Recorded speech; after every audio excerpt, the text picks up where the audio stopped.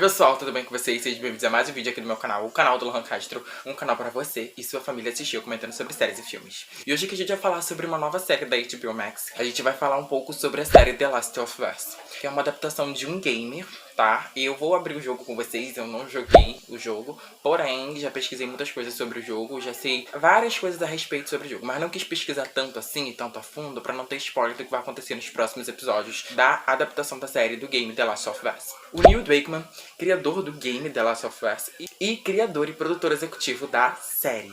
Sim, gente. Eu achei muito bom isso. E a gente também tem outro criador também da série The Last of Us, que é o Quake Mazin. Quake Mazin, ele fez um filme chamado Chernobyl, é do HBO Max também, tá? E é um filme de 2019. A gente sabe que o Quake Mazin entrega demais nas produções que ele faz. O bom dessa série, The Last of Us, que eu gostei pra caramba, foi que, tipo assim, não tem ninguém narrando a história, né? Não tem, tipo assim, um personagem da série narrando a história. Eu achei isso muito bom. Só tem, tipo assim, a gente, espectadores, que estamos assistindo, estamos entendendo o que tá acontecendo e que temos uma ideia, mais ou menos uma noção do que vai acontecer. Só que os personagens da série não acontece isso com eles, né? O que acontece com a gente, espectadores. O Quake Mazin, ele sabe fazer muito bem tudo que acontece nessa série. A gente meio que fica preso na narrativa, na história dos personagens. E é realmente o que acontece em The Last of Us. Enfim, até aqui, se você estiver gostando do vídeo, deixe seu like e compartilhe o vídeo, que isso me ajuda pra caramba, tá? E inscreva-se no meu canal, ative o sininho de notificação pra ficar por dentro de tudo que acontece aqui no meu canal. Não perca nada.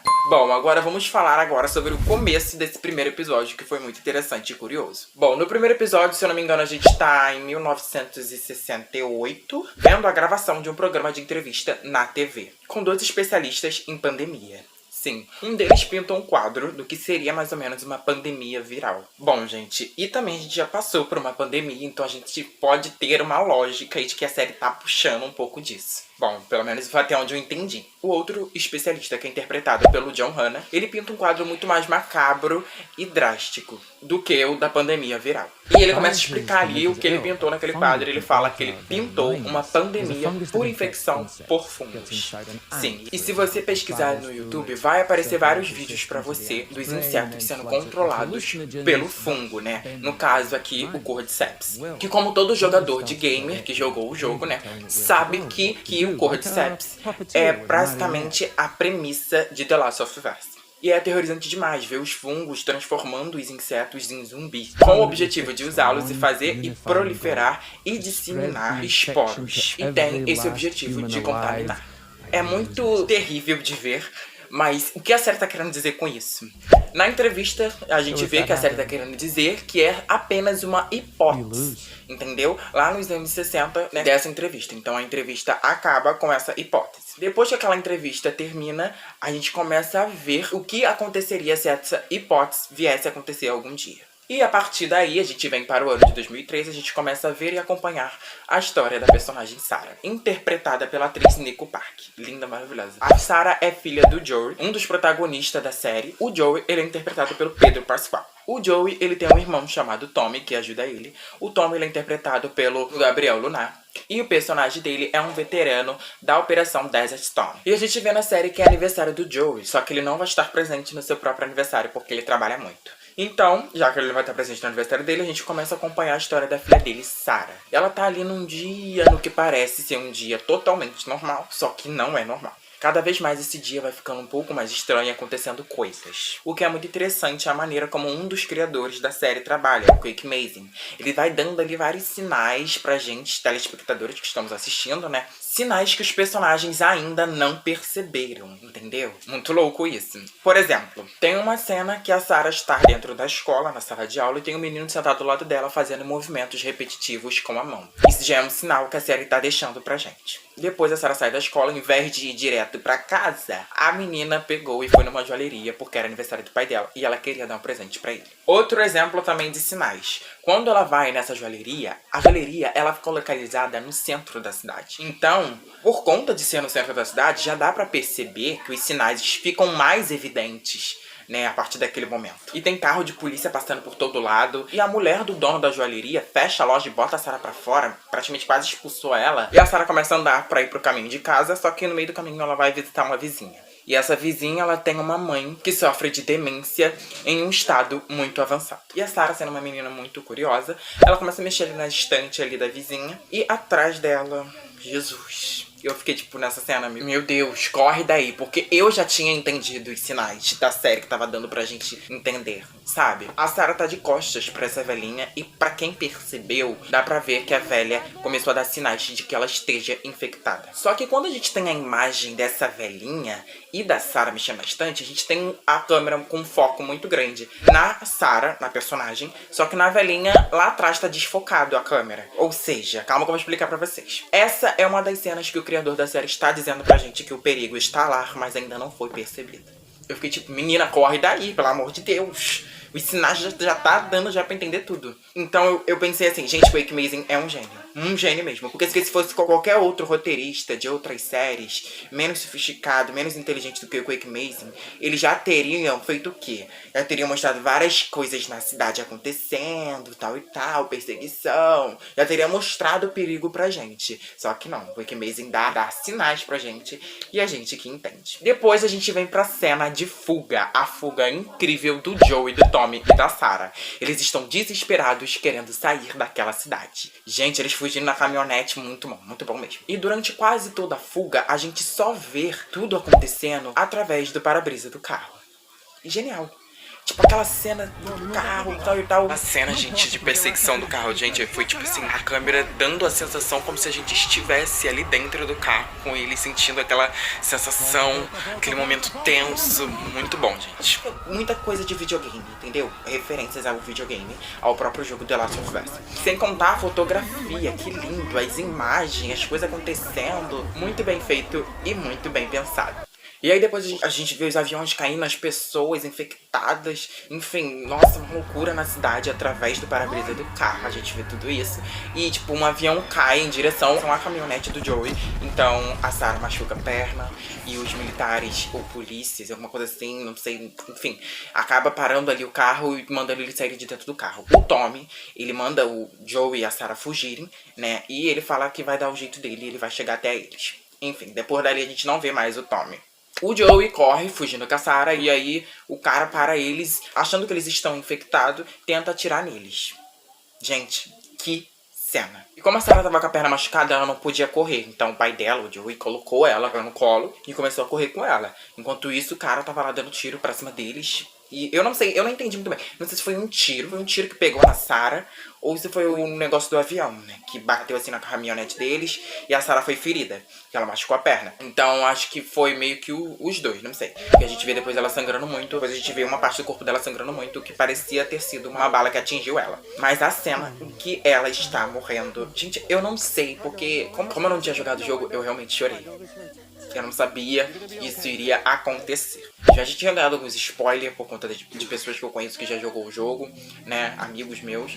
Mas, gente, eu fiquei tipo, não acredito. E a cena totalmente perfeita, se encaixa perfeitamente na cena do jogo quando a Sarah morre, né? Que ela morre no jogo também.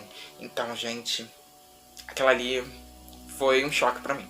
Depois dessa grande cena emocionante da Sarah morrendo aos braços de seu pai Joey, a série mostra pra gente uma outra história de uma menina chegando em Boston 20 anos depois. Ou seja, depois que a Sarah morreu, se passaram 20 anos. E é muito interessante quando a série faz isso, dá esse salto temporal de 20 anos. Porque a gente sabe que quando tudo começou na entrevista em 1968, se eu não me engano, no final dos anos 60.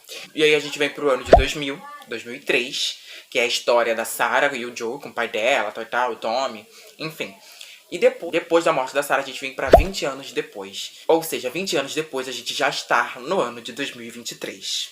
A série se passa no ano de 2023, no ano atual em que a gente está. Eu achei isso tendência, achei muito brabo isso. E a entrada da menina na zona de quarentena, que a série faz aí esse gancho pra gente de uma outra história, a gente começa a ver ali que, embora não haja o pânico, o caos permanece. E a infecção continua prosseguindo. Quando a gente vem pra essa história dessa menina chegando, né, em Boston e tal, enfim, a gente começa a entender um pouco ali da história dela. A gente vê que ela tem um destino. Agora, voltando pra Sarah, que eu quero explicar uma cena aqui muito legal que eu achei, muito interessante e muito bem feita, né? Que não precisou de muito pra ser uma cena esclarecedora. Então a gente vai comentar um pouco sobre essa cena.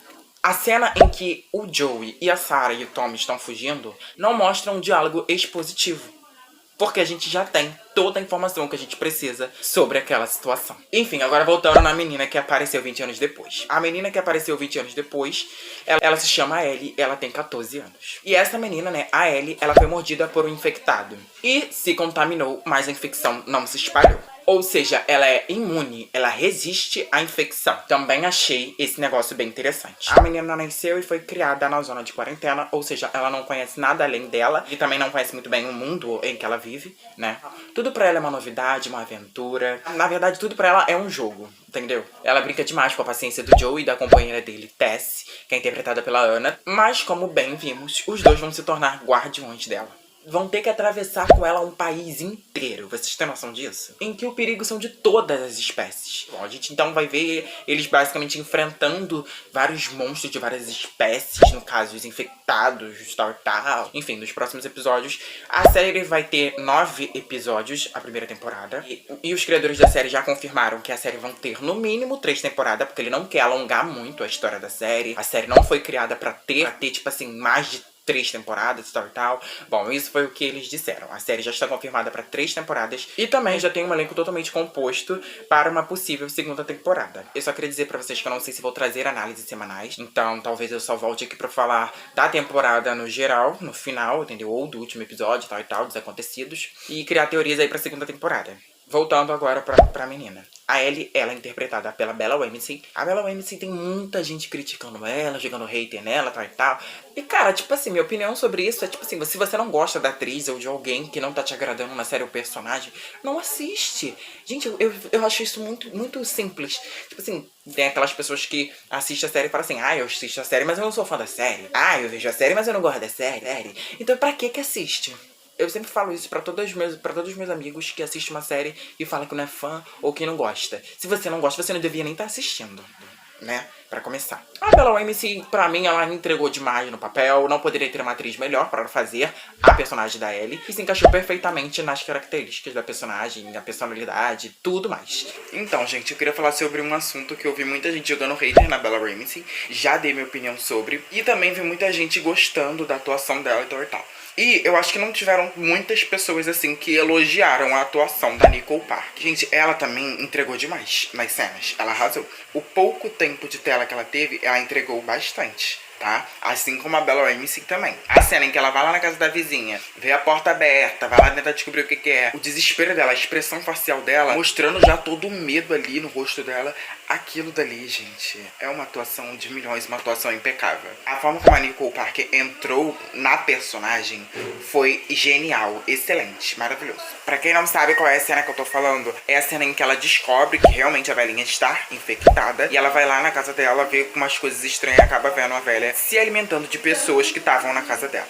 E, cara, eu gostei bastante da série, pretendo assistir até o final. Agora eu queria falar aqui sobre umas cenas específicas do que acontece na série, né? Onde lá no final do primeiro episódio a gente vê o Joey correndo, né? Fugindo ali com a Ellie, né? Pra tentar atravessar o país e tal. E aí o cara lá para eles e tenta ali atirar na Ellie, porque ela tá infectada. O Joey, ele perde a cabeça, ele começa a bater ali no cara desesperadamente pra salvar a Ellie. Ele começa a passar flashbacks ali na cabeça dele do que aconteceu há 20 anos atrás com a filha dele. Então ele não quer que isso se repita, então ele começa ali a defender a Ellie. E os criadores disseram um pouquinho sobre essa cena. E eu vou comentar aqui com vocês. Naquele momento, o Joey esqueceu que aquela garota que estava atrás dele não é sua filha. E o instinto primitivo toma controle. E ele defende a Ellie como se fosse a sua filha. Gente, um sentimento ali paternal que eu achei muito bom.